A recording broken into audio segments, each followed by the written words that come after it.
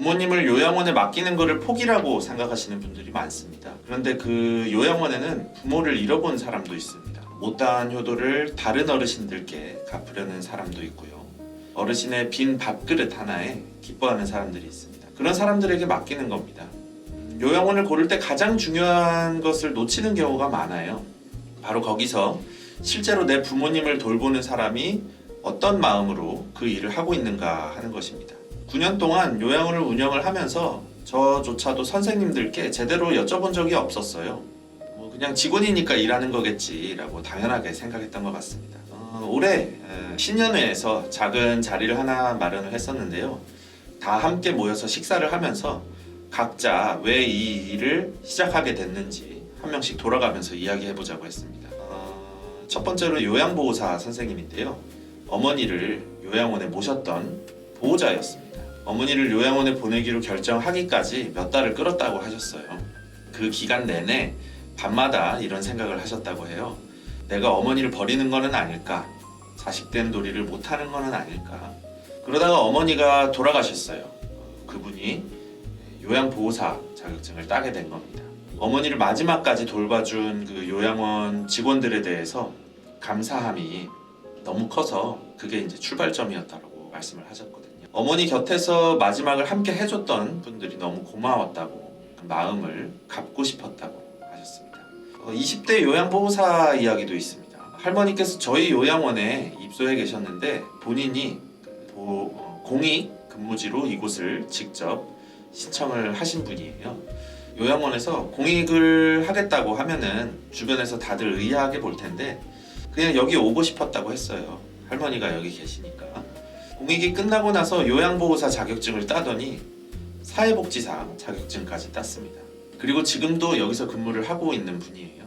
사실 아무도 붙잡지 않았고 공익근무가 끝나면 떠날 수도 있었습니다. 근데 스스로 자격증을 따시고 스스로 남은 분이에요. 그리고 세 번째, 이분의 이야기는 또 달랐습니다. 아버지가 치매 판정을 받고 가정요양보호사로 집에서 아버지를 돌보셨던 분이에요.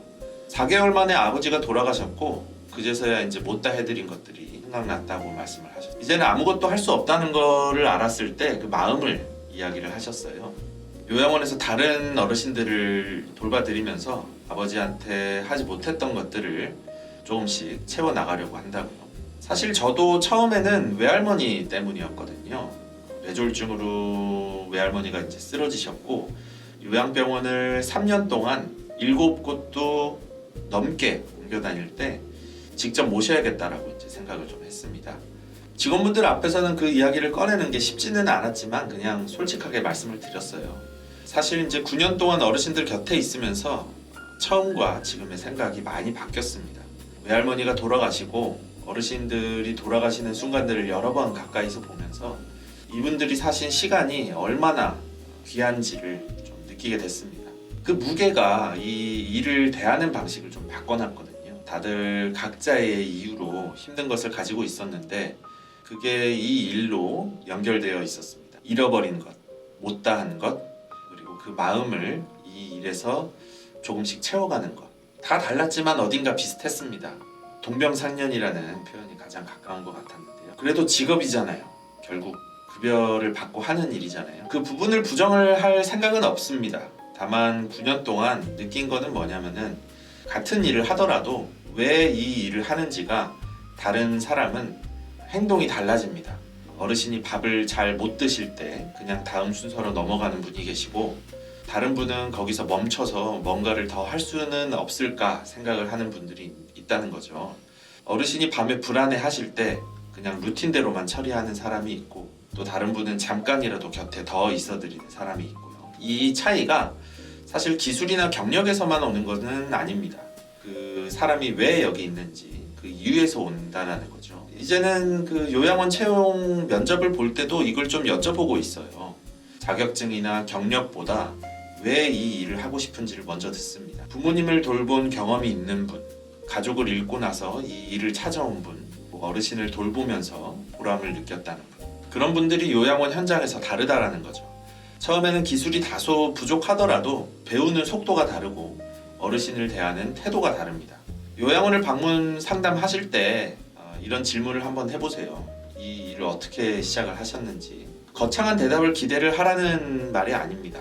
그 대답이 어디서 오는지를 한번 여쭤보라는 거예요. 뭔가를 겪어본 사람의 말은 결이 다릅니다.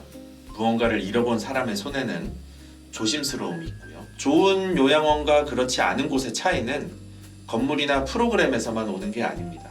거기 있는 사람들이 왜 거기 있는지에서 옵니다. 부모님을 요양원에 맡기는 것을 포기라고 느끼시는 분들이 많습니다. 그런데 그 자리에는 부모를 잃어본 사람도 있고요. 못다한 효도를 다른 어르신들께 하면서 갚아나가려는 사람들이 있습니다. 그리고 어르신들의 빈 밥그릇 하나에 기뻐하는 사람이 있습니다. 그런 사람들에게 맡기는 겁니다. 그거는 포기가 아닙니다. 혼자 다 할 수 없는 것들을 그 마음을 가진 사람들이 함께 하는 겁니다. 요양원을 선택하는 순간 여러분은 포기한 게 아닙니다. 당신이 줄 수 없는 시간을 줄 수 있는 사람을 찾은 거예요. 여러분이 채울 수 없는 자리를 채워줄 사람을 찾은 겁니다. 오늘 이야기 도움이 좀 되셨다면 좋아요와 구독 좀 눌러주시고요. 저는 여기서 이제 마치겠습니다. 부축꽃 더 클래식 너싱홈 시설장 김현구였습니다.